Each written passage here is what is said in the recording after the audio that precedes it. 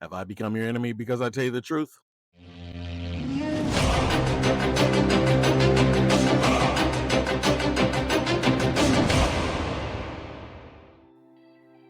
You know, I was going to do a different lesson, but I realized that 2 of my previous videos, in an effort to make them short and sweet, I sacrificed comprehension. So I'm going to add to those videos and break this Israelite thing down for those who actually seek truth.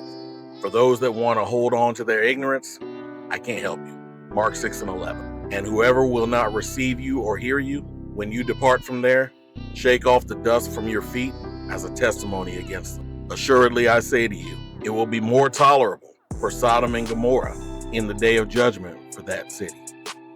Okay, so after the flood, Noah came out of the ark with his 3 sons, Japheth, Shem, and Ham, and their wives.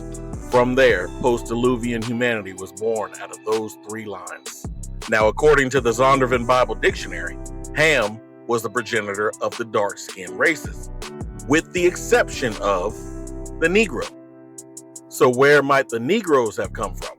According to the dictionary definition of Semitic, now remember, this is Shem. The Greeks didn't have the sh sound in their language, so everything sh became s. So Shem became Sem, and thus Semitic.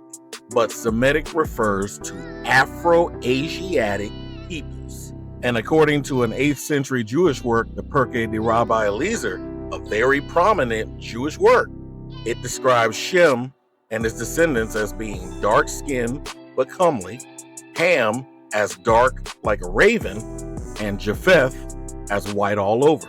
So it would seem that Negroes have their origin point in the Shemitic or Semitic branch. But let's not stop there. We established in a previous video that Israelites were constantly mistaken as Egyptians. The patriarch Joseph, Moses, the Messiah himself, Paul. Now historians like Herodotus, Lucian, Diodorus Siculus, Apollodorus, and Aeschylus all said that Egyptians were a dark-skinned people, often referring to them as Ethiopians, which is a Greek word for dark or black skin.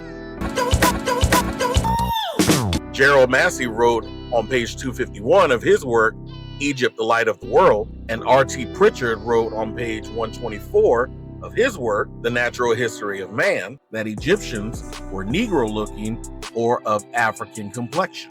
Samuel George Morton wrote in his books, The Black Image in the White Mind and Crania Egyptica, that Egyptians were not Negroes, as was commonly thought, but similar, and that Negroes were in the same type of servitude in Egypt that they were in America. Mind you, he wrote these books in the mid-1800s. Wow, that's crazy.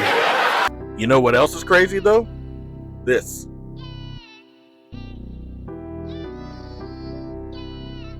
Yep, and this too.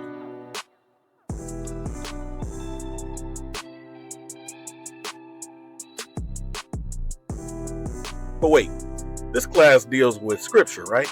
Daniel 7:9. I watched till thrones were put in place, and the Ancient of Days was seated. His garment was white as snow, and the hair of his head was like the pure wool. For reference, this is what woolly hair looks like. And in chapter 10, his body was like beryl.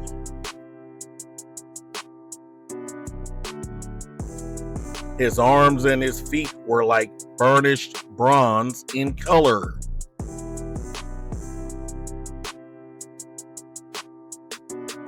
The book of Revelation even parrots these ideas, and in chapter 4, he who sat there was like jasper and sardius stone in appearance.